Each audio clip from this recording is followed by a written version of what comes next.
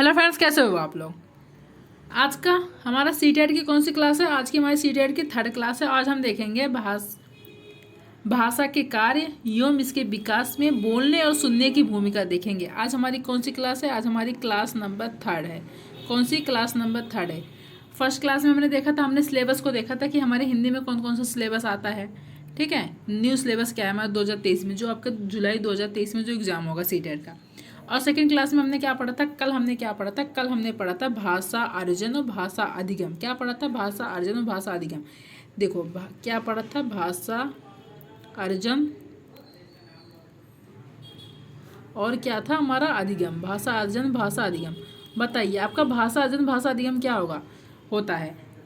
जैसे कल मैंने बताया था, अगर आपको थोड़ा बहुत याद है तो आप बताइए। भाषा अर्जन मैंने आपको जब पढ़ाया था तो मैंने आपको बताया था, बिल्कुल अच्छे तरीके से समझाया था। तो बताइए आपका भाषा अर्जन भाषा अधिगम क्या होता है। देखो, भाषा अर्जन आपका वह होता है जो बच्चा क्या करता है, इसको प्राकृतिक रूप से सीखता है। क्या है? खुद ही अर्जित कर लेता है। इसमें भाषा अर्जन में बच्चों को किसी भी सोर्स से ज़रूरत नहीं पड़ती है। इसमें बच्चा खुद सीख ले। जैसे वो अपनी मातृभाषा सीखा है, ठीक है, मातृभाषा सीखा है, उसको हम कह सकते हैं वो भाषा अर्जन है उसकी।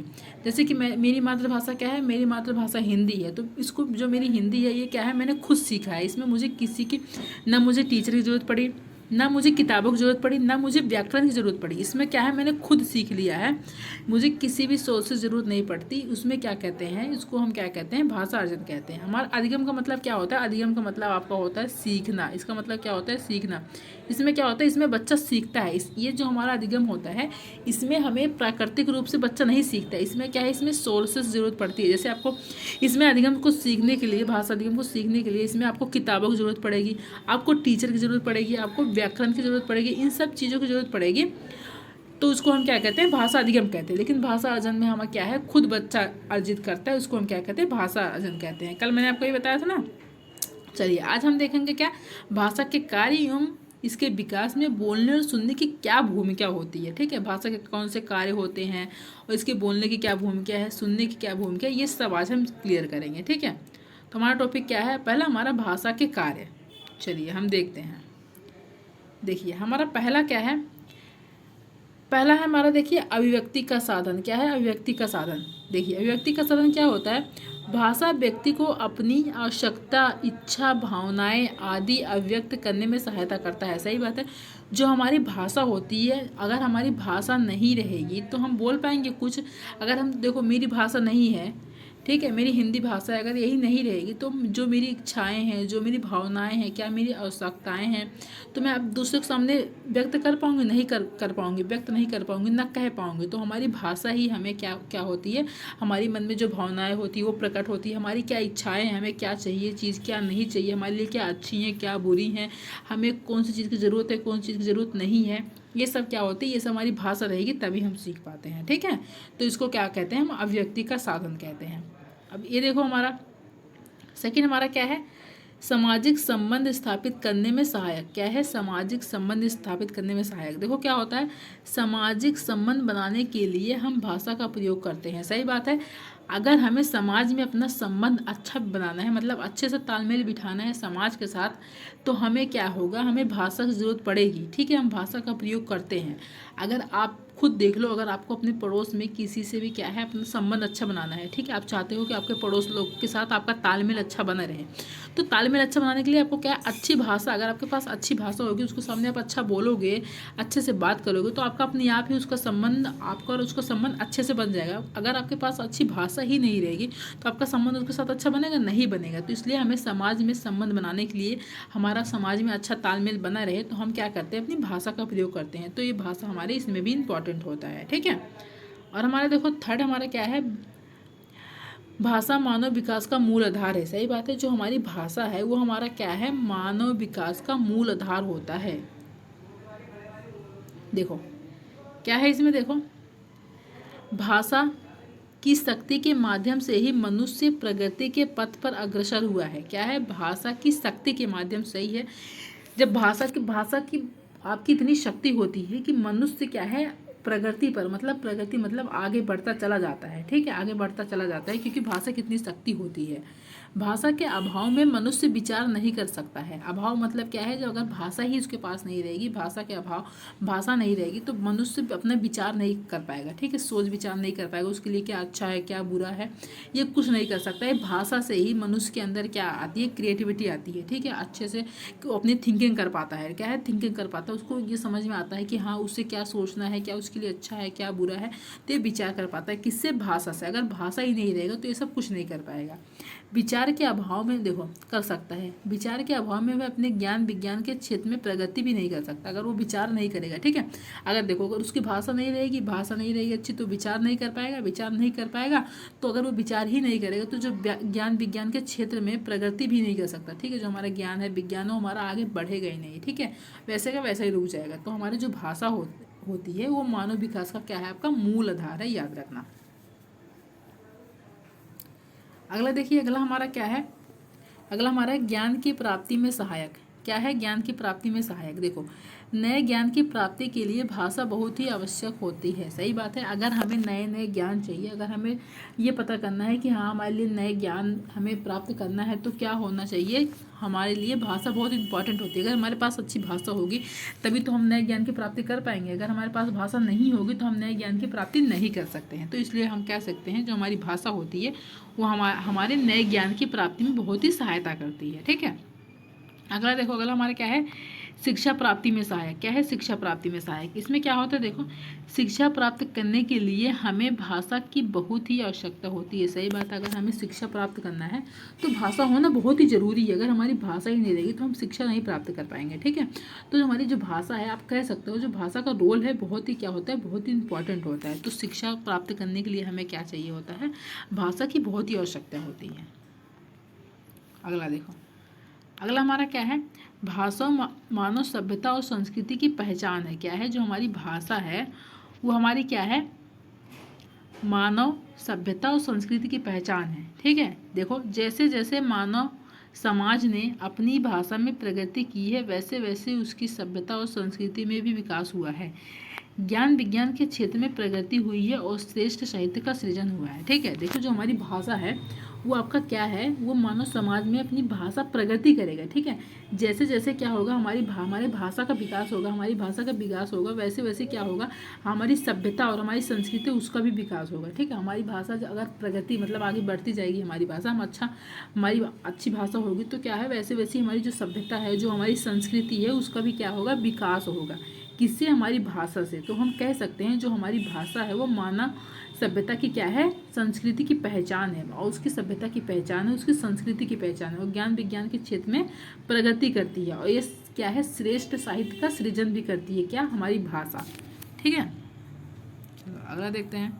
अगला देखो हमारा क्या है, भाषा विकास में सुनने की भूमिका। क्या है, भाषा विकास में सुनने की। अब हम ये देखेंगे जो हमारी भाषा विकास है इसमें सुनने की क्या भूमिका होती है। देखो सुनने के माध्यम से ही बालक के शब्द भंडार में वृद्धि होती है जिससे उसकी भाषा विकास में भी वृद्धि होती है, सही बात है। देखो सुनने के माध्यम से ही बालक के शब्द भंडार में क्या होती है, वृद्धि होती है। जितना बच्चा ज़्यादा सुनेगा उतना ही क्या उसके शब्द और ज़्यादा ज़्यादा शब्दों के भंडार में वृद्धि होती जाएगी, ठीक है। जितना ज़्यादा सुनेगा उसके अंदर क्या है, ज़्यादा सुनेगा, क्या होगा, उसके जो शब्द भंडार रहेंगे उसमें क्या है, ज़्यादा वृद्धि भी होगी। इसलिए बच्चों को ज़्यादा सुनना चाहिए, ठीक है। तो उसके क्या होता है, बच्चों का विकास होता है। सुनना ध्वनि के विभेदीकरण का सबसे अच्छा माध्यम है। इसके द्वारा बालक स्वर के उतार चढ़ाव को सीख जाता है, ठीक है।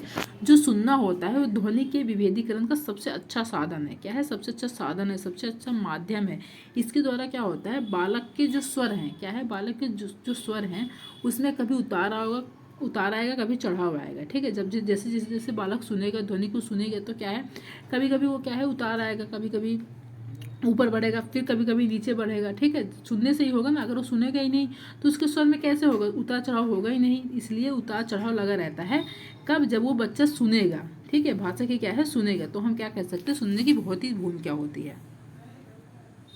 अगला पॉइंट देखो, सुनने के माध्यम से बालक दूसरे की भावनाओं और विचारों को जान पाता है, ठीक है। सुनने के माध्यम से ही बालक क्या करता है, दूसरे की, अगर मुझे आपसे कुछ कहना है, क्या है, मुझे आपसे कुछ कहना है तो अगर आप मेरी बात को नहीं सुनोगे तो आप कैसे जानोगे मेरी क्या भावनाएं हैं, मेरे क्या विचार हैं? तभी तो जान पाओगे जब आप मुझे सुनोगे। अगर मैं आपको पढ़ा रही हूँ, अगर मैं आपको पढ़ा रही हूँ, अगर आपको अच्छा लगेगा, मैं आपको बोलूँगी मैं बहुत अच्छा पढ़ा रही हूँ, बहुत कुछ लोग कहेंगे हाँ बहुत अच्छा पढ़ा रही है, कुछ लोग कहेंगे नहीं।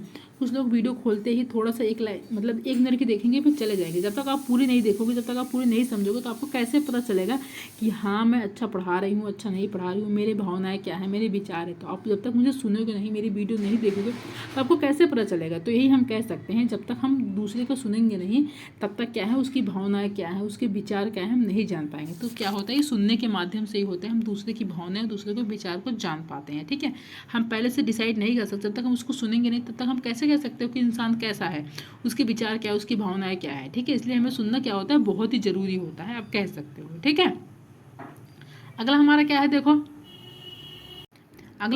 है देखो, बच्चे अपने परिवार और समाज के लोगों को बोलते हुए सुनता है तथा उनका अनुकरण करता है और बोलने की कोशिश करता है। सही बात है, बच्चा जो होता है अपने परिवार में उसके लोग कैसे बोल रहे हैं, उस समाज में लोग कैसे बोल रहे हैं, उसको बोलते हुए सुनता है, फिर अनुकरण मतलब उनका नकल करता है। नकल करने के बाद क्या है, बोलने की कोशिश करता है। ठीक है, बच्चा अपने परिवार और समाज से ज़्यादा सीखता है। इतना याद रखना, क्या है, बच्चे जो होते हैं अपने परिवार से ज़्यादा चीज़ें सीखता है। उसके परिवार में लोग कैसे बोल रहे हैं, कैसे उठ बैठ रहे हैं, क्या कर रहे हैं, क्या नहीं कर रहे, वो ज़्यादा सीखता है। ठीक है, उसके परिवार में जैसे जैसे लोग बोलते हैं ना, वैसे वैसे उसके माइंड में क्या हो, चीज़ें कैच होती जाती है कि हाँ उसके परिवार में उसका दादा कैसे बोले, उसकी दादी कैसे बोले, उसकी मम्मी पापा भाई बहन कैसे बोल रहे हैं, तो उसको माइंड में कैच करता है। ठीक है, आपने कभी देखा भी होगा जैसे कि कुछ ऐसा होता है कि जैसे कि परिवार में कभी लड़ाई झगड़ा हो जाता है तो कभी गाली वाली भी देने लगते हैं, तो बच्चा है गाली को क्या कर लेता है, वो जल्दी कैच कर लेता है अपने माइंड में, क्या है अपने माइंड में कैच कर लेता है। फिर बोलता है कि हाँ मम्मी मतलब पापा गाली दे रहे थे, वो गाली दे रहे थे, तो ऐसे तो वो भी क्या है गाली देना शुरू कर देता है। तो वही होता है, बच्चा के माइंड में असर हो जाता है। तो क्या है, बच्चा जो अपने परिवार और समाज में सुनता है वो ज़्यादा से ज़्यादा बोलता है, उनका नकल करता है, क्या उनका अनुकरण करता है, फिर वैसे ही क्या करता है, खुद भी बोलने की कोशिश करता है। ठीक है, सुनने के माध्यम से बच्चों में शुद्ध उच्चारण करने के कौशल का विकास होता है। सही बात है, सुनने के माध्यम से ही बच्चा क्या करता है, शुद्ध उच्चारण करना सीखता है। ठीक है, कौशल का विकास होता है। जैसे जैसे बच्चा ज़्यादा से ज़्यादा सुनता है चीज़ों को, वैसे वैसे क्या होता है, उसके शुद्ध उच्चारण मतलब अच्छा बोलता है, शुद्ध मतलब शुद्ध बोलता है, उसका क्या होता है, विकास होता है। सुनने के माध्यम से ही बच्चा बोलने में आने वाले उच्चारण संबंधी अशुद्धियों को दूर करने में सफल होता है। क्या होता है, सुनने के माध्यम से ही बच्चे के में बोलने वाली उच्चारण संबंधी जो अशुद्धियाँ मतलब जो वो बोल रहा है, जितना बोल रहा है, जितनी भी गलतियाँ उसकी हो रही हैं, ठीक है, अशुद्धियाँ मतलब जितनी भी गलतियाँ हो रही है उसको बोलने में क्या, उसको दूर करने में क्या होता है, सफल होता है। अब जितना ज़्यादा बोलेगा, जितनी उसकी गलतियाँ होंगी तो उसको क्या करेगा, दूर करेगा। ठीक है, ये कैसे होगा, ये जब जितना बोलेगा तभी तो उसको पता चलेगा हाँ मेरी कौन सी गलतियाँ हैं, कितनी मेरी गलतियाँ निकल रही हैं, तभी तो उसको दूर कर पाएगा। इसलिए बोलना बहुत ज़रूरी होता है। ठीक है, सुनना अन्य भाषा कौशलों के विकास में भी बहुत लाभदायक होता है, जैसे वाचन कौशल, लेखन कौशल के विकास में। ठीक है, सुनना अन्य भाषा कौशलों के विकास में भी बहुत लाभदायक होता है। सही बात है, क्या होता है, बहुत ही इंपॉर्टेंट होता है। जैसे वाचन कौशल लेखन कौशल के विकास में है। ठीक है, जो वाचन कौशल किसके विकास में है, लेखन कौशल के विकास में है। तो इसलिए हम कह सकते हैं जो हमारा सुनना होता है बहुत ही इंपॉर्टेंट होता है। अगला देखिए हमारा क्या है, अगला हमारा है भाषा विकास में बोलने की भूमिका। ठीक है, क्या है आपका, भाषा विकास में बोलने की भूमिका। देखो क्या होती है, बोलने से ही बच्चा शुद्ध उच्चारण सीखता है। सही बात है, उसमें अभी हमने क्या पढ़ा था, सुनने से। ठीक है, जितना बच्चा ज़्यादा सुनता है उतना ज़्यादा चीज़ों को कैच करता है, उतना ज़्यादा बोलता है। ठीक है, इसमें क्या है, बोलने से, इसमें क्या है, जितना ज़्यादा बच्चा बोलेगा उतना ज़्यादा सीखेगा। ठीक है, बोलने से ही बच्चा शुद्ध उच्चारण सीखता है। सही बात है, जितना बच्चा ज़्यादा बोलेगा उतने ही उसके क्या है, शुद्ध उच्चारण उसके निकलेंगे। ठीक है, उतना ज़्यादा वो सीखेगा चीज़ों को, जितना ज़्यादा वो बोलने की कोशिश करेगा। अगर आपको कुछ बोलना है, ठीक है, क्या है, अगर आपको कुछ बोलना है, देखो जैसे कि अगर आपको क्लास में क्या है, कोई कविता कराई जा रही है, ठीक है, कुछ पाठ पढ़ाया जा रहा है, ठीक है, पाठ पढ़ाया जा रहा है, अगर उसको बोल दिया कि आपको बोलो, ठीक है, टीचर ने बोल दिया आपको इसको बोलना है, अगर आप नहीं बोल पाओगे, अगर आपके मन में क्या चल रहा है, अब आपको पता है ना, आपको पता है कि हाँ आपने बिल्कुल अच्छे से करा है, आपको बिल्कुल उसकी पूरी स्टोरी पता है, ठीक है, आपने बिल्कुल अपने माइंड में बिल्कुल अच्छे से स्टोरी बना रखी है, लेकिन जब तक आप उसको नहीं रखोगे टीचर के सामने, नहीं बोलोगे, तब तक टीचर को कैसे पता चलेगा कि हाँ आप क्या बोल रहे हो, आपका मतलब क्या सोच रहे हो, आपकी क्या थिंकिंग है क्या नहीं, तभी तो पता चलेगा, जब तक आप बोलोगे नहीं। अब जब बोलोगे तभी तो पता चलेगा। तो इसलिए क्या होता है, बोलने से ही हमारा क्या होता है, शुद्ध उच्चारण होता है और हमारे कौशलों का क्या होता है, विकास होता है। बोलकर हम अपने विचारों और भावनाओं को अभिव्यक्त कर सकते हैं। सही बात है, बोलकर हम क्या करते हैं, अपने भावनाओं, हमारी भावनाएं क्या, हमारे विचारों क्या हैं, अभिव्यक्त कर सकते हैं। अगर हमें कोई चीज़ बोलना है, अभी मैंने कविता का एग्जाम्पल दिया, फिर दे रही हूँ कि जैसे कि हमें कविता, हमारे स्कूल में हमारे टीचर ने क्या है बोला है, कविता करके आना है, ठीक है, इसको कविता को याद करके आना है, फिर हमें इसको क्या करना है, हमें पूरी इसकी स्टोरी सुनानी है, ठीक है। अब आपने क्या है अपने अपने माइंड में बिल्कुल अच्छे से स्टोरी बना ली है, कर ली है, ठीक है। अब आपको क्या है, आपको तो पता है कि हाँ मुझे पता है, आपको बिल्कुल अच्छे से आता है, बस ये है कि अब आपको बोलना नहीं आ रहा है, आपको बोल नहीं पा रहे हो, आपको बस बोलना है, ठीक है। क्लास में क्या है, आपको बोलना है। तो जब तक आप हिचकिचा रहे हो, आप नहीं बोल पा रहे हो, लेकिन आपने बहुत अच्छी, दूसरे से आपने बहुत अच्छा कर रखा है, दूसरा बोल रहा है लेकिन उसका इतना अच्छा नहीं है, लेकिन आप नहीं बोल रहे, पर आपने बहुत अच्छी स्टोरी बना रखी है, आप बोल नहीं रहे हो, तो क्या है, आप हिचकिचा रहे हो। तो जब तक आप नहीं बोलोगे तब तक आप, लेकिन टीचर को ऐसे ही लगेगा ना कि हाँ आपको कुछ नहीं आता, यही लगेगा ना, चाहे आपको भले कितना आता हो, लेकिन आप बोल नहीं रहे हो, तो टीचर को यही लगेगा, क्या कहते हैं, आपको नहीं आता है। तो जब तक आप अपनी भावनाओं को, अपने विचारों को नहीं रखोगे, प्रेजेंट नहीं करोगे, तो आप कैसे पता चलेगा कि हाँ आपकी भावनाएं क्या है, आपके विचार क्या है। तो बोलना बहुत ही ज़रूरी होता है। बोलकर ही बच्चा कुशलता, भाषा प्रवाह प्राप्त करता है। क्या होता है, सही बात, बोलकर ही बच्चा क्या करता है, कुशलता को प्राप्त करता है, भाषा प्रवाह को प्राप्त करता है, ठीक है। बातचीत के द्वारा सामाजिक संबंधों का निर्माण होता है। सही बात है, बातचीत के द्वारा क्या होता है, सामाजिक संबंध का निर्माण होता है। अगर हम जितना ज़्यादा बातचीत करेंगे, उतना ज़्यादा हमारे सामाजिक संबंध अच्छे बनेंगे, उनका निर्माण होगा, ठीक है। बातचीत के द्वारा ही बच्चों की सारी परेशानियां और कमियां दूर होती है। सही बात है, अगर ज़्यादा से ज़्यादा बच्चे बातचीत करेंगे आपस में, उनकी क्या क्वेरीज है, आप उसको सोल्व करेंगे, तो उसकी जो उनकी परेशानियां होगी वो भी दूर होगी, जो उनकी कमियां होगी वो भी दूर होगी, ठीक है। जितना ज़्यादा बातचीत करेंगे, जब तक वो बातचीत नहीं करेंगे, एक दूसरी कमियों को नहीं समझेंगे, तब तक क्या होगा, उनकी कमियां, उनकी परेशानियां नहीं दूर होगी। इसलिए बातचीत क्या होता है, बहुत इंपॉर्टेंट होता है। बातचीत के द्वारा ही बच्चों के अंदर का भय दूर होता है। सही बात है, बातचीत के द्वारा क्या होता है, बच्चों के अंदर जो भय होता है, जो डर होता है, वो दूर होता है। इसलिए बातचीत हम कह सकते हैं, हमारे भाषा में जो बोलना होता है बहुत ही इंपॉर्टेंट होता है, इसलिए हमेशा हमें बोलना चाहिए, ठीक है। चलिए अगला हमारा क्या है, भाषा अधिगम में व्याकरण की भूमिका। देखो भाषा अधिगम में क्या है, व्याकरण की क्या भूमिका होती है। व्याकरण से छात्रों में विभिन्न नए नए शब्दों की समझ विकसित हो जाती है। यह छात्रों को गद्य पद्य में अंतर समझाकर उनके लेखन कौशलों का विकास करने में सहायक है। देखो इसमें क्या है, पहली लाइन में, व्याकरण से छात्रों में विभिन्न नए नए शब्दों की समझ विकसित होती है। जो हमारा व्याकरण होता है, व्याकरण से क्या होता है, छात्रों में विभिन्न क्या होता है, नए नए शब्दों की क्या होती है, समझ विकसित होती है। किससे, आपके व्याकरण से। तो व्याकरण भी हमारे लिए बहुत इंपॉर्टेंट होता है। जो व्याकरण होता है ये छात्रों में गद्य पद्य, जो आपका गद्य होता है, जो आपका पद्य होता है, जो आपके पेपर में आते हैं पैसेज, इसमें क्या है, अंतर समझा सकता है। क्या, व्याकरण। जब हमारे व्याकरण हमें आता रहेगा तो हमें पता चलेगा ना हमारा गद्य कौन सा, हमारा पद्य कौन सा है, हम अंतर समझ सकते हैं, ठीक है। उनके लेखन कौशल का क्या होगा, हमारे विकास हो सकता है, ठीक है। यह छात्रों को लेखन शैली में मुहावरे, लोकोक्तियां का प्रयोग करने का शिक्षण देकर उनके लेखन कौशलों में विकास करने में भी सहायक होता है। क्या है, ये छात्रों को लेखन शैली में मुहावरे क्या है, लोकोक्तियां का प्रयोग कैसे करना है, शिक्षण में उनका लेखन कौशल का विकास कैसे करना है, ये क्या है, व्याकरण में आपकी बहुत भूमिका निभाता है। अगर देखो, व्याकरण छात्रों के लेखन में संज्ञा, सर्वनाम, विशेषण, क्रिया, प्रत्यय, उत्तर तथा तत्सम शब्द, तद्भव शब्द आदि के प्रयोग से उनके लेखन कौशलों में विकास करने में सहायक होता है, ठीक है। व्याकरण से ये क्या होता है, आपके संज्ञा, सर्वनाम, विशेषण, क्रिया, इन सब और तत्सम शब्द आपके कौन से होते हैं, तद्भव शब्द क्या होते हैं, इनके प्रयोग से क्या होता है, आपके लेखन कौशल में विकास होता है। किससे, व्याकरण से, ठीक है। व्याकरण विधियों को शुद्ध सूक्ति, मुहावरे हैं, लोकोक्तियां आदि का अर्थ निकालने के योग्य बनाता है, ठीक है। व्याकरण में क्या होता है, शुद्ध सूक्ति, मुहावरे, लोकोक्तियां, इनका आदि का अर्थ निकालने में क्या है, योग्य बनाता है, क्या, आपका व्याकरण, ठीक है। यह बच्चों में भाषा संबंधी अभिव्यक्ति का विकास करने में भी सहायक होता है। क्या होता है, यह बच्चों में भाषा संबंधी अभिव्यक्ति का विकास करने में आपका सहायक होता है। विद्यार्थियों को विभिन्न ध्वनि का ज्ञान होता है। क्या होता है इसमें, विद्यार्थियों को विभिन्न ध्वनि का ज्ञान होता है। विद्यार्थियों को शुद्ध उच्चारण की शिक्षा प्राप्त करना होता है, ठीक है। क्या होता है, जो व्याकरण होता है वो विद्यार्थियों को शुद्ध व्याकरण ही आपको सिखाता है कि व्याकरण अगर हम सीखे रहेंगे तो हमें क्या होगा, हम शुद्ध उच्चारण की शिक्षा प्राप्त करने, मतलब हम शुद्ध उच्चारण कर पाएंगे अगर हमें व्याकरण की नॉलेज होगी, ठीक है। तो हमारा जो होता है वो हमारी व्याकरण बहुत इंपॉर्टेंट होता है।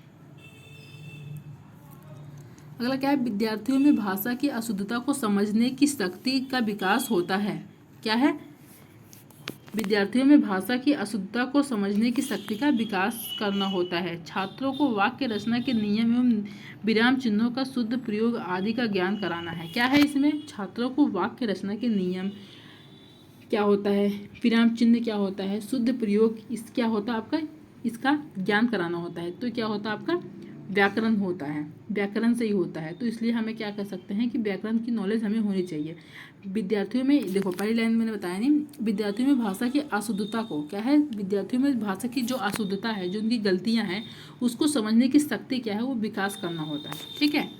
अधिगम में व्याकरण की भूमिका से बच्चों के चारों भाषा कौशल का विकास होता है। क्या है? अधिगम में क्या होता है, व्याकरण की भूमिका से बच्चों के चारों, जिनके चारों कौशल होते हैं, उनका भी क्या होता है, विकास होता है। भाषा का शुद्ध प्रयोग करने तथा भाषा में दक्षता प्राप्त करने में व्याकरण मुख्य भूमिका निभाती है। क्या होता है? भाषा का शुद्ध प्रयोग करने में तथा भाषा में दक्षता प्राप्त करने में जो व्याकरण होता है वो आपकी मुख्य भूमिका निभाती है। ठीक है। तो हम कह सकते हैं कि जो हमारी व्याकरण होती है बहुत ही इम्पॉर्टेंट होती है। चलिए अगला देखिए, अगला हमारा क्या है, व्याकरण की शिक्षण विधि। क्या है? व्याकरण की शिक्षण विधि देखिए क्या है। पहला हमारा क्या है, आगमन विधि।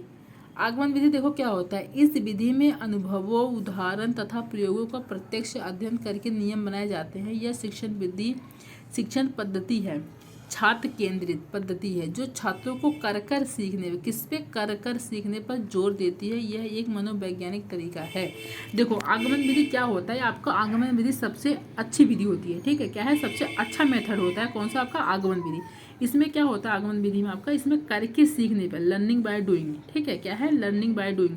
इसमें करके सीखने पर आपका जोर देता है आगमन विधि। ये आपके बच्चों के लिए बहुत ही महत्वपूर्ण होती है। ठीक है। जो आपके 1 से लेकर 5वीं तक के जो बच्चे होते हैं, ये विधि आपको उनके लिए अपनाई जाती है। ठीक है। किसके लिए? बच्चों के लिए अपनाई जाती है। पहले इसमें क्या, आगमन विधि में क्या होता है, इसमें आपके पहले उदाहरण दिए जाते हैं। क्या है? पहले उदाहरण, क्या है, पहले उदाहरण फिर नियम बताए जाते हैं। पहले इसमें सारे क्या है, उदाहरण बताए जाते हैं, फिर आपके नियम बताए जाते हैं बच्चों को। तो इसको क्या होता है, इसमें बच्चे खुद करके सीखते हैं। जितना बच्चे ज़्यादा से ज़्यादा करेंगे उतना ज़्यादा सीखेंगे। और ये क्या होते हैं, इसलिए इसको हम क्या कह सकते हैं, ये आपकी छात्र केंद्रित विधि है। क्या है? क्योंकि छात्र खुद करके सीखते हैं ना, तो इसलिए छात्र केंद्रित विधि है। तो आगमन विधि आपकी सबसे अच्छी विधि है। ठीक है। इस विधि में कुछ शिक्षण सूत्रों का पालन किया जाता है। जैसे देखो, ज्ञात से अज्ञात की ओर, सरल से कठिन की ओर। ठीक है। बच्चों को पहले सरल चीज़ें सिखाओ, फिर जाके कठिन चीज़ें सिखाओ। ठीक है। सरल से कठिन की ओर, ज्ञात से अज्ञात की ओर, मूर्त से अमूर्त की ओर, स्थूल से सूक्ष्म की ओर, सामान्य से विशिष्ट की ओर। ये इसके क्या हैं, कुछ सूत्र हैं। ठीक है। तो ये आपकी क्या है, आगमन विधि। तो आप कह सकते हो, हम कह सकते हैं जो आपकी आगमन विधि है, ये आगमन सबसे अच्छा मेथड है, सबसे अच्छी विधि है आपकी आगमन विधि, जो बच्चों के लिए बहुत इंपॉर्टेंट होती है। ज़्यादा किसमें आपको ये विधि की जाती है, बच्चों की, जो 1 से लेकर 5वीं तक के बच्चे होते हैं। क्या है, इनमें करके सीखने पर जोर देती है। इसको हम क्या कहते हैं, छात्र केंद्रित विधि कहते हैं। ये क्या होता है, पहले इसमें उदाहरण सिखाए जाते हैं, फिर आपके इसमें नियम सिखाए जाते हैं, याद रखना। चलिए अगला हमारा क्या है, निगमन विधि। देखो निगमन विधि क्या होता है, इस पद्धति में विद्यार्थियों को पहले नियमों का ज्ञान दिया जाता है। क्या है, इसमें पहले नियम, देखो उसमें क्या था, उसमें उदाहरण था, फिर नियम थे। इसमें क्या था, इसमें आपका पहले नियम है। क्या है, पहले आपका नियम है, फिर जाके उदाहरण दिए जाते हैं। ये आपका बड़ों के लिए होता है ना, ये आपका किसके लिए होता है, आपके बड़ों के लिए होता है, बड़े बच्चों के लिए। सिर्फ जो बड़े बच्चे मैथ, जैसे अगर हमें मैथ करना हो, ठीक है, मैथ हमें पढ़ना हो, तो मैथ के लिए पहले आपको उदाहरण थोड़ी नहीं बताएंगे, पहले आपके नियम बताएंगे। टीचर हमारे क्या होता है, पहले मैथ के हमें नियम बताते हैं, कौन कौन से इसका नियम है, कैसे कैसे करना है, फिर जाके आपका एग्जाम्पल देते हैं। तो इस विधि में क्या होता है, पहले नियम बताए जाते हैं। ये आपकी क्या होती है, आपकी शिक्षक केंद्रित विधि होती है। ठीक है। आगमन विधि क्या थी, आपकी छात्र केंद्रित विधि थी, क्योंकि वो खुद करके सीखने पर जोर देती थी। देखो, फिर नियमों को एक उदाहरण देकर समझाया जाता है। क्या है, पहले इसमें क्या है, पहले नियम बताए जाते हैं, फिर क्या है, नियमों को उदाहरण देकर समझाया जाता है। इस पद्धति को शिक्षक केंद्रित, क्या कौन सी विधि, शिक्षक केंद्रित विधि कहा जाता है, जिसमें शिक्षक सभी नियमों को पढ़ाता है। इसमें क्या होता है, शिक्षक सभी नियमों को पढ़ाता है, इसलिए इसको हम क्या कहते हैं, शिक्षक केंद्रित विधि कहते हैं। इसमें क्या है, पहले नियम बताए जाते हैं, फिर उदाहरण बताए जाते हैं। इस विधि में कुछ शिक्षा सूत्रों का पालन किया जाता है। जैसे अज्ञात से ज्ञात की ओर, उसमें क्या था, ज्ञात से अज्ञात की ओर। ठीक है। उसमें क्या था, ज्ञात से अज्ञात की ओर था, उसमें था मूर्त से अमूर्त की ओर, इसमें क्या है, अमूर्त से मूर्त की ओर। सूक्ष्म से स्थूल की ओर और नियम से उदाहरण की ओर। ठीक है, क्या है इसमें, नियम से उदाहरण की ओर, इसलिए इसको क्या कह सकते हैं, निगमन विधि कह सकते हैं। तो आप कह सकते हो कि जो हमारी आगमन विधि है वो सबसे अच्छी विधि है। कौन सी विधि, आगमन विधि हमारी सबसे अच्छी विधि है। ठीक है, किसके मुकाबले, आपके निगमन विधि के मुकाबले। चलिए अगला हमारा है, अगला देखिए हमारा है अनुकरण विधि। देखिए अनुकरण विधि क्या होता है, इस विधि में बालक अनुकरण करके सीखता है, इसलिए इस विधि को अनुकरण विधि कहा जाता है। इस विधि में बालक अपने शिक्षक का अनुकरण मतलब नकल करके लिखना, पढ़ना, नवीन रचना करना सीखता है। देखो अनुकरण विधि, इसके नाम से चल रहा अनुकरण मतलब अनुकरण जो नकल करना, जो हम किस नकल करके जो हम अनुकरण करके सीखते हैं। ठीक है, लिखना जो जो बच्चा होता है वो क्या करता है, अपने शिक्षक, जैसे जैसे उसको शिक्षक पढ़ रहा है, जैसे जैसे उसको शिक्षक लिख रहा है, तो वैसे वैसे क्या करता है बच्चा, वो अपने शिक्षक का, अपने टीचर का क्या है, नकल करता है। ठीक है, अनुकरण करता है, वैसे वैसे वो क्या हो, पढ़ता है और नई नई चीज़ों की रचना करता है। कौन, आपका बच्चा। ठीक है, विधि के अंतर्गत बालक शिक्षक के उच्चारण को सुनकर वाचन करना सीखते हैं। पहले शिक्षक बोलता है, फिर बच्चे उसका अनुसरण करते हैं। क्या होता है इसमें, आपके अनुकरण विधि में, इसमें क्या होता है, बालक शिक्षक के उच्चारण को सुनता है। जो बालक होता है आपका, जो शिक्षक क्या बोल रहा है, उच्चारण मतलब क्या क्या उच्चारण कर रहा है, क्या क्या वो बोल रहा है, तो बच्चा क्या हो उसको सुनता जाता है। ठीक है, सुनता जाता है और फिर उसको क्या करता है, उसको ही दोहराता है, क्या उसको रिपीट करता है। फिर पहले शिक्षक बोलता जाता है, फिर बच्चे उनका अनुसरण करते हैं, अनुसरण करने के बाद फिर बच्चा बोलता है। ठीक है, क्या करते हैं, उसको रिपीट करते जाते हैं। ठीक है, तो क्या कर सकते हैं हम, अनुकरण करना। अगला हमारा क्या है, अगला हमारा व्याख्यान विधि। देखो व्याख्यान विधि क्या होती है, व्याख्यान विधि में किसी तथ्य विषय की व्याख्या की जाती है। क्या है इसमें, किसी तथ्य या किसी की विषय की व्याख्या की जाती है। व्याख्यान विधि को शिक्षण की सबसे प्राचीन विधि माना जाता है। इस विधि में शिक्षक की भूमिका प्रमुख होती है, इसलिए इसे शिक्षक केंद्रित शिक्षण विधि मानी जाती है। ये क्या है, आपकी सबसे प्राचीन विधि है। क्या है, सबसे प्राचीन पुरानी विधि है। इस विधि में शिक्षक की भूमिका बहुत होती है। क्या है, भूमिका प्रमुख होती है, इसलिए इसे हम क्या कह सकते हैं, शिक्षक केंद्रित विधि कह सकते हैं। आपकी व्याख्यान विधि, इसमें क्या होती है, इसमें आपकी व्याख्याएं दी जाती हैं। क्या है, व्याख्या, किसी विषय की आपकी व्याख्या पूरी दी जाती है और इसको हम क्या, ये हमारी क्या है, सबसे प्राचीन विधि है। ठीक है, ये कौन सी आपकी विधि है, शिक्षक केंद्रित विधि है, आपकी व्याख्यान विधि। हमारा अगला क्या है, भाषा संसर्ग विधि। देखो भाषा संसर्ग विधि क्या होता है, यह एक व्याकरण शिक्षण की विधि है। क्या है, व्याकरण शिक्षण की विधि है। इस विधि में रचनाओं के माध्यम से व्याकरण का ज्ञान दिया जाता है। प्राथमिक कक्षाओं हेतु यह विधि काम में ली जाती है। इस विधि के द्वारा छात्रों को अच्छे लेखन की पुस्तकों के माध्यम से व्याकरण का ज्ञान दिया जाता है। क्या होता है, यह एक व्याकरण शिक्षण की विधि है। क्या है, व्याकरण शिक्षण की विधि। आपकी कौन सी विधि, भाषा संसर्ग विधि। इस विधि में रचनाओं के माध्यम से व्याकरण का ज्ञान दिया जाता है। किसके माध्यम से, आपके रचनाओं के माध्यम से व्याकरण का ज्ञान दिया जाता है। प्राथमिक कक्षाओं हेतु यह विधि काम में ली जाती है। कि किसकी, कौन सी में, याद रखना, प्राथमिक कक्षाओं में। ठीक है, प्राथमिक कक्षाओं हेतु ये विधि काम में ली जाती है। जो आपकी प्राथमिक कक्षा के जो बच्चे होते हैं, प्राइमरी के जो बच्चे होते हैं, उनके लिए काम में ली जाती है आपकी विधि। ठीक है, इस विधि के द्वारा छात्रों को अच्छे लेखन, ठीक है, इस विधि के द्वारा क्या हो, जो आपका बच्चा हो आपका अच्छा लिख सके, अच्छा लेखन की पुस्तकों के माध्यम से व्याकरण का ज्ञान दिया जाता है। किसका ज्ञान दिया जाता है, व्याकरण का ज्ञान दिया जाता है। तो उसको हम क्या कहते हैं, हमारी भाषा संसर्ग विधि है। ठीक है, तो देखिए मैंने आपका ये करवा दिया है। आपका यहीं पर थ्योरी कंप्लीट होती है, मतलब अभी पूरी हिंदी की थ्योरी कंप्लीट नहीं हुई है।